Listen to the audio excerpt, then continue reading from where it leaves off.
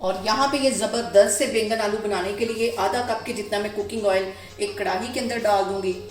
और मैंने एक ही शेप में बैंगन और आलू काट लिए, दोनों को मैंने काट के रख लिया। इसको मैं इसमें डाल के फ्राई करना है इसको तकरीबन 5 मिनट के लिए। बैंगन भी मैंने इसी शेप में काट लिए थे, ये भी इसमें चले जाएंगे। इन दोनों चीज़ों को तकरीबन हमने 5 मिनट के लिए हाई फ्लेम पे अच्छी तरह फ्राई कर लेना है।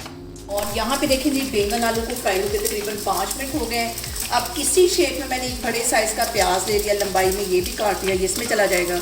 और 2 मैंने यहाँ पे टमाटर ले लिए हैं, ये भी इसमें चले जाएंगे।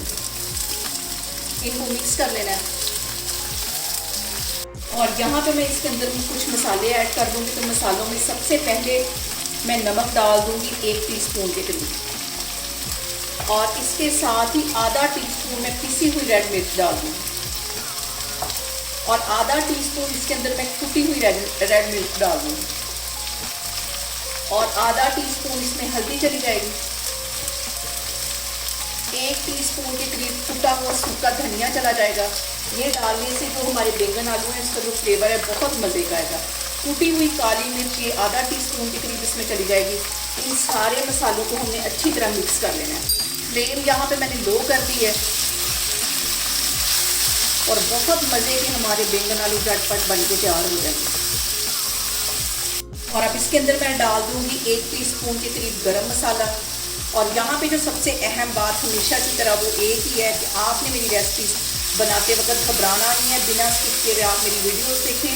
और अगर अभी तक आपने मेरे चैनल को सब्सक्राइब नहीं किया तो प्लीज़ उसको सब्सक्राइब करें। और ये बैंगन आलू इतने मज़े के बनते हैं, आप इसे रोटी के साथ इंजॉय करें, पराठे के साथ बहुत टेस्टी बनते हैं। सारी चीज़ें डालने के बाद इसको मैं कर दूँगी कवर। आग मैंने यहाँ पे बिल्कुल स्लो कर दिया, दम वाली आग पे इसको तकरीबन 10 से 15 मिनट के लिए मैं रख दूँगी, फिर मैं आपको दिखाती हूँ।